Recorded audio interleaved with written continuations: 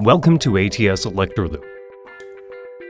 In this video, we will demonstrate the proper use and assembly of the Ultimate series.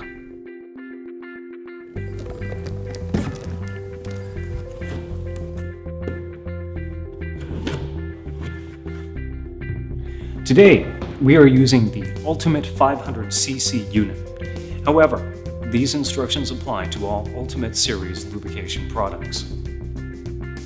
First, remove the weather cap. Now, remove the protective cover counterclockwise.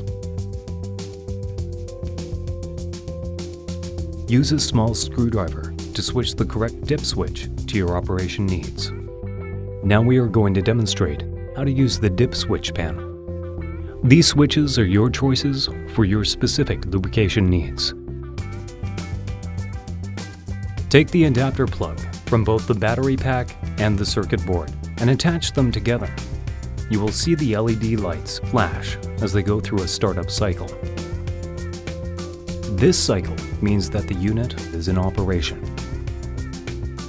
Wait 10 seconds for the product to initiate and to start dispensing.